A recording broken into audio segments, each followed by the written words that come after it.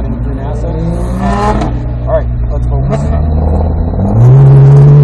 Go by Richard or Rich? Go by Rick. Rick, okay.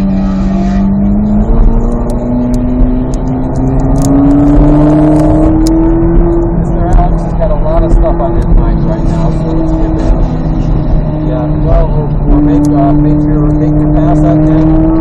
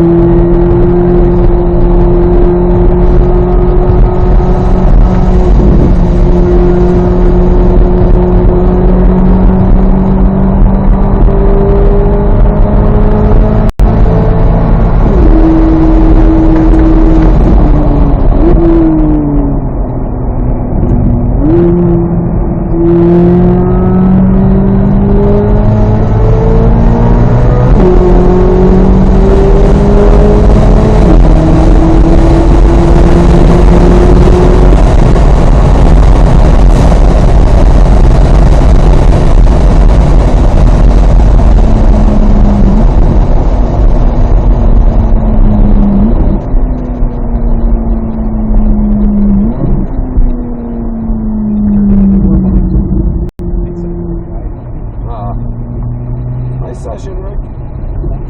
What questions do you have?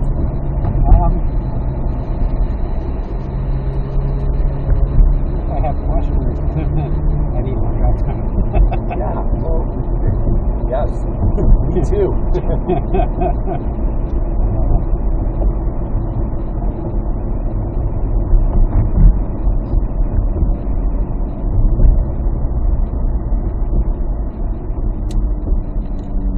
Where are you panicked at? I can drop you off wherever. We're gonna pass my car on the.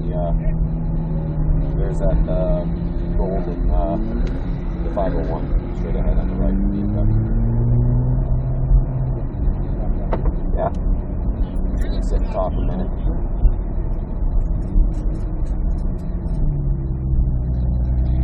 All right.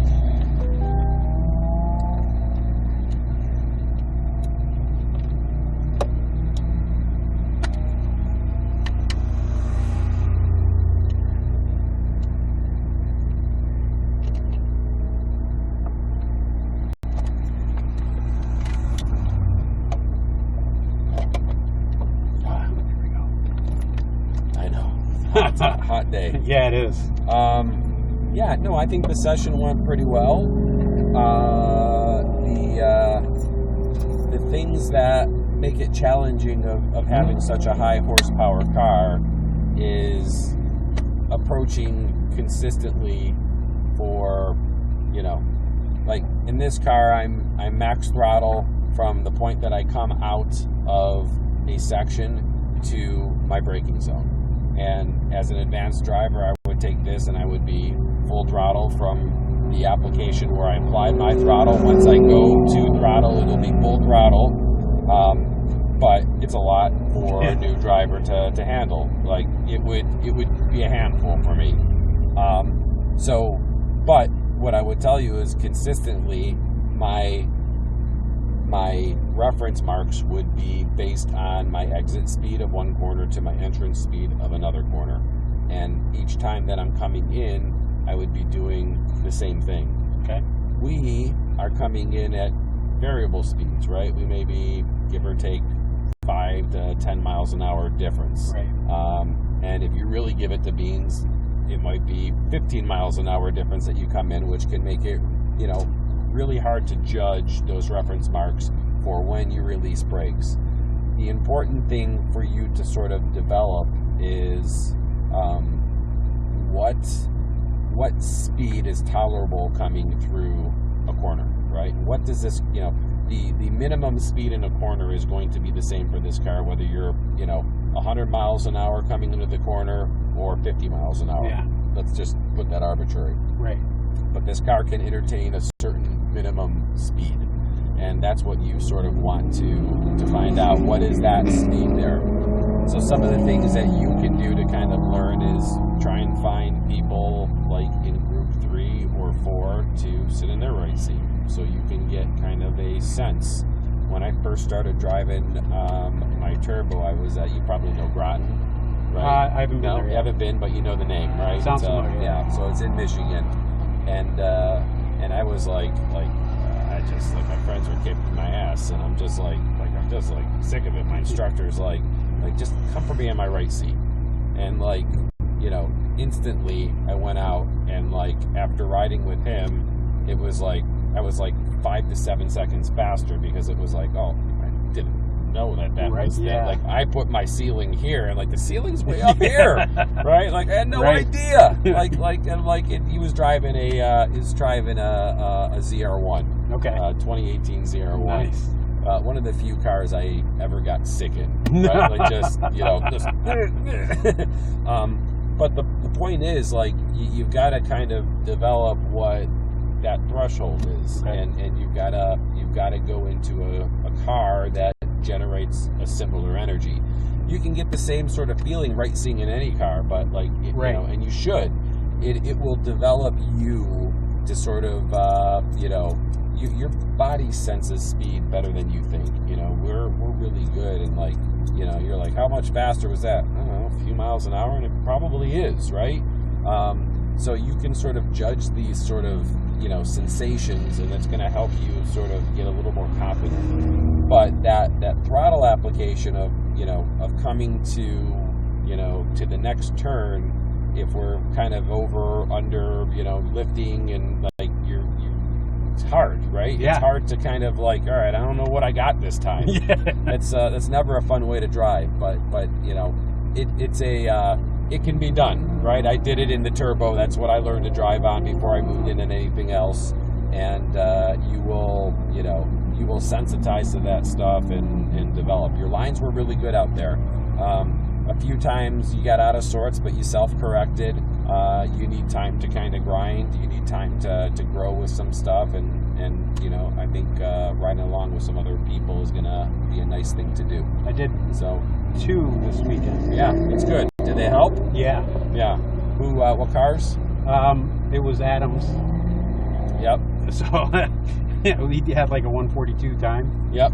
And I'm trying to remember who I did yesterday. And I'm drawn up. I don't remember. I escaped. I'm not sure. Are you tracking any of your times? No. No. I mean, I have the PDR. Yeah. But it doesn't. I don't have the thing in here, and I'm not so much concerned about track time yet. Just because I have. But what you can get out of that, and sometimes like a predictive value is nice, just to kind of know that, like, hey, what I'm trying is helping. Like, you have to have some sort of measure, right? All right. Like, I hear you. Like, if you pass a car that's been passing you all weekend, you're like, well, that feels great. I'm doing something good, right? You need some sort of feedback, unless you're like, what are we working on, right? There's got to be some sort of measures. There's an old saying in science, like, if you measure it, it'll get better. Yeah. Right? So right. You're at the point where, like, even if lap times aren't your thing, well, what's our goal out here? To be more efficient and productive on the track, right? We are kind of chasing lap times. Not that you're like, do you want to do a 135? No, not really, right? Not yet. A 142, very doable. But if you know that you're like at 155, where do we go from there? Yeah. And what are we working on that we know that we're safely making those steps, and it's also resulting in, one, not overdriving, and two, a nice change in pace on the track. And it just increases your enjoyment. Okay. Right? I was thinking of getting a Garmin. I think they're great. I'm not a fan of the Garmin 2, though. I think I might try to find a Garmin. I have the original. I heard things from people about the Garmin 2. I don't know that much about it, but I've heard people that like the one better. But I don't know. I mean, it's look into that. But I don't think you can go wrong with anything, and it can be as simple as just downloading Harry's lap timer. That's what I started with. Okay. And at least gives you some laps, and like, hey, am I consistent in my laps and my approaches? Okay. I'll do endurance racing, and like my endurance team laughs at me because like I'm coming around and lapping when it's a solid open track, like 0.02 of a second. Like, we did an NCM, and like I had 4 laps in a row that were within 1/10 of a second. Wow. Yeah, like just like it's rhythmic, right? Yeah. You just get in this routine and you're grinding it out. That's the sort of predictability that you want on the track. It's safe. It's you know what you got. You don't get surprised. Yeah. Like on the front in one, you're like, whoa, like what was that? Like it's a new different thing. Like you're on a different part of the track and we hit brakes harder than we have, and like we want to do this without having drama. Right? Yes. Yeah. Exactly. Yeah. All right. Have fun with the rest of the weekend, my friend. Nice, All right, you too. nice outing. Silver button. Too fancy.